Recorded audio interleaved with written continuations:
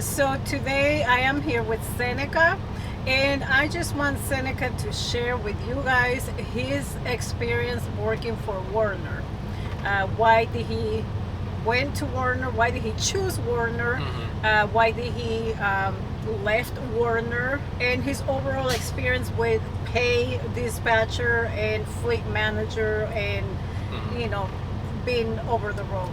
So Seneca, why did you choose Werner? I chose Warner because when I was going to CDL school, Roadmaster CDL school, part of the contract that I signed is I had to work for Warner.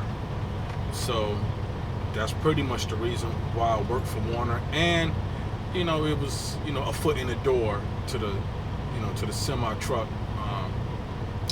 game, I guess you could say. Okay. So, so what was it that you liked from Werner while you was working there? I feel like I had some cool dispatchers, fleet managers.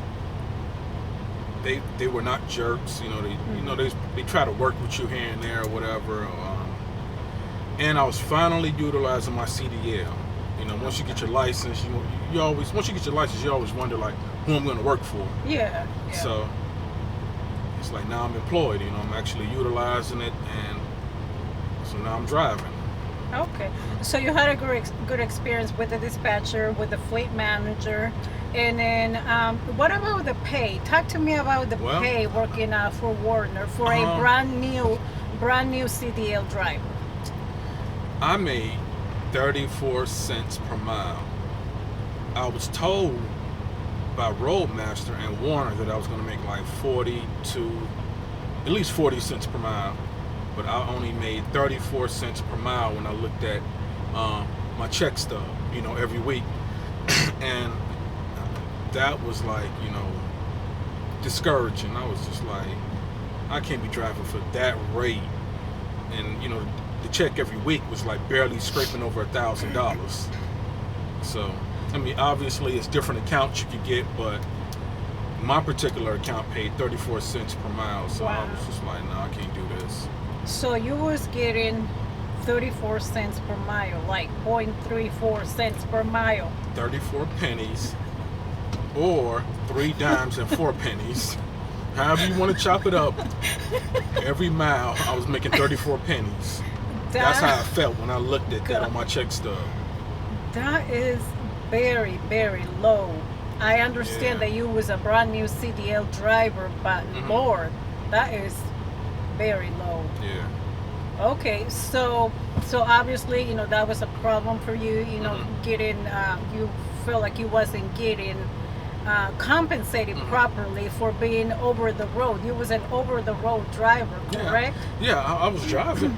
Making that rate and barely making over $1,000 per week. Most 1,500, but I'm over the road driving 2,000 to 3,000 miles per week. So, yeah, that you can feel it right here. You can feel it. Feel it in the heart. Yeah, that and on top of it, when it's time for me to go home, they look for every reason to like drag it out. And when it's time for me to come home, I never made the day, ever. So I was always like 1 or 2 days late getting home. And once I get home, I know I got to be right back on the road again in a couple more days. So it was a problem getting you home on time for whatever days you was requesting. And then how many days off were you getting once you was home? I want to say about anywhere from 2 to 3 days. Wow. And you was out on the road like weeks at a time. I was out on the road maybe 4 to 5 weeks. That's insane. At a time. That is crazy. When I got out of school, I didn't even get to go home. They'd send me straight on the road, like, go pick up your truck, here go your route. It was like when I got back, from training, with my trainer, it was just go straight to the road. And I was already gone for a month with my trainer. So now I got to go on the road for about three more weeks before I could come home. So it was like a total about 7 weeks before I actually got to to come home my first time. So after you got done with the school, you got your CDL. You went to, it was the orientation, right? Yeah. And that was, how long did the orientation lasted? My orientation lasted about 2 weeks. 2 weeks. Yeah. And so you was gone from home. It was in another city. Was it in another state, or was it in It was in another city. Okay, it was just in another city. So you was not home. It was far away from home. So you're gone for 2 weeks with the training. You get done with the training. You didn't get to go home. As soon as you got done with the training, they said, "Here is your trainer.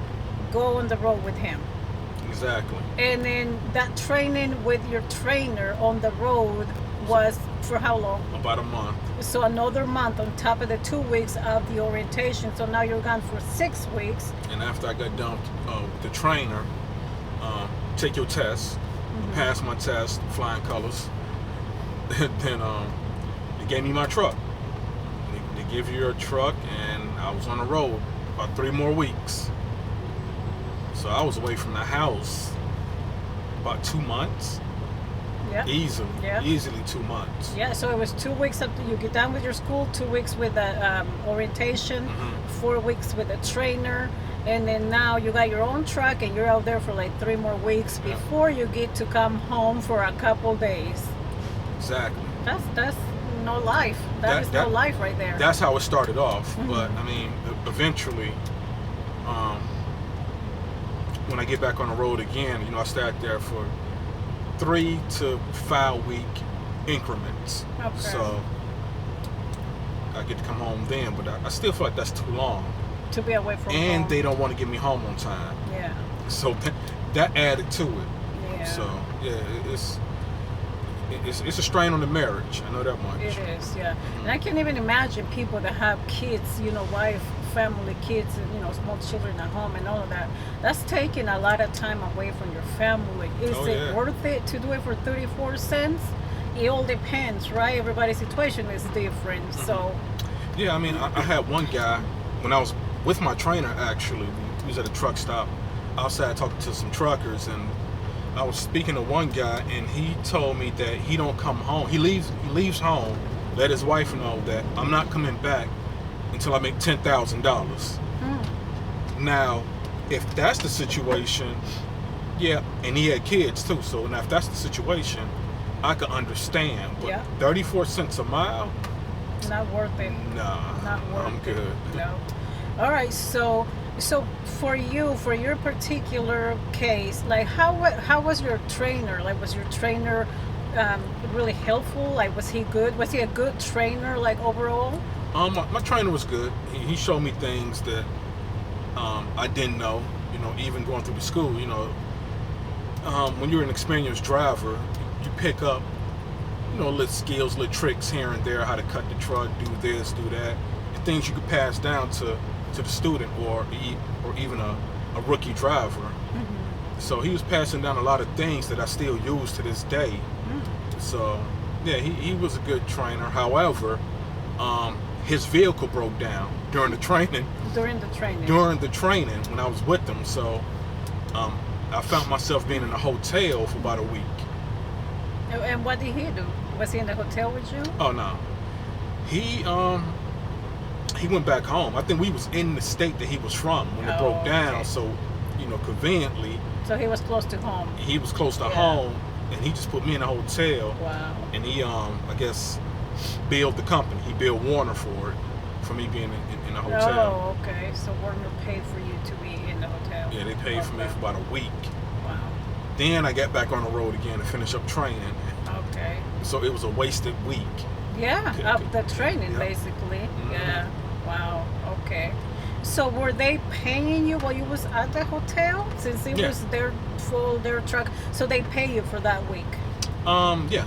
Okay. It's a different when you're with your trainer. It's a different rate because obviously you're not driving full time. You have to drive X amount of hours, and that's how they rate it. Okay. So I want to say, if I recall correctly, it's a flat rate. Okay. So it's like for when you're not driving. Yeah, it's like I gotta drive 5 hours every day. Okay. That's an example. I'm not saying that's it. But Yeah. That's how As it an is. example, okay. So you had like a set amount of hours that you had to drive, and it was a Correct. flat rate. Oh, it makes sense because you're under training, right? Yeah, because I'm not actually driving the whole time. Yeah, So. absolutely. So okay, so you completed your training, got your own truck. How long did you stay with Warner after all of that? 6 months. So you worked for Warner for 6 months. About 6 months. And then, so you quit after 6 months, and then you became an owner operator after that, correct? Okay. So, what was the main reason that made you quit Warner? It was everything I just said. I mean, it was just a combination of everything on top of we already had a plan. So we was already cooking up things, long before I even quit. We was like, we already had the idea that I was not going to work for Warner past a year. Yeah. We had that in our heads maybe 3 months prior to me leaving Warner. It just, the only difference was it started off as a box truck idea. Then a box truck idea turned into the semi, due to the fact that the bank said, no, we're not giving you the loan. So it was like I guess a blessing in disguise. Yeah, absolutely. So for you, Warner was basically a stepping stone to what you had already planned to do in the future within trucking. Yeah. I learned a lot still. Okay. I mean, I had all this experience in the service, blah blah blah. But the truth is you learn a lot actually when you by yourself on the road, over the road. You pick up things. You can add things to your. You can add knowledge. I guess you could say to the knowledge you already have. Okay. So. Yeah, that makes sense. So. Okay, so making 34 cents per mile working for Warner, it's painful to say it, working for Warner. So you went from that to becoming an owner operator, having your own truck. So monthly, let's break it down, maybe monthly. So what is the differences that you've seen when it came to like money or pay, what you was getting from Warner to what you started making as an owner operator? What was your first reaction to the first load that you took as an owner operator when it came to the money that you was getting versus what you was getting from Warner? What I was making from Warner, like I said, I was making a little bit over 1,000, at the max 1,500 every week. I think anywhere from about 4,000 to 6,000. Make about 4,000 to 6,000 every month from Warner. They had me on a rate, not a rate, but I guess an annual rate of about 60,000. Okay. That's what I was projected to make. That way you was 60 to 65,000. Okay. Starting off. I'm not saying that's bad for any job that's entry level. Yeah. Nobody's paying anybody these days $65,000. And you're brand new at any job, so that's what I was doing, 65,000 annually, working at Warner. Once I became an owner operator, we was making a little over 5,000 every week, and this is without the trailer. With power only. Power only. That was, I'm like, so it was a huge difference. It's like what, 20? We was making about 20, a little under 25, little under 25,000 a month. With power only, just with power new only, operating authority. However, we had a good plug. We had a good broker who kept feeding us loads, and the load was around the corner from where we parked our truck. So I'm sorry, not the load, but the company. The company. So no deadhead. No deadhead. It was like the company was 2 miles. Yeah. If that. Yeah. So overall, so will you recommend Warner to anybody? Overall. I would recommend Warner. I mean, despite what I went through, if you're trying to get your foot in the game, I would recommend Warner because it's an easier company to work for and to get your foot in the door with, to get your experience. They take care of their vehicles. They have a lot of terminals all across the U.S. So you're not really in a position where you can't get your truck fixed when you need to get it fixed, or you don't have to worry about nothing.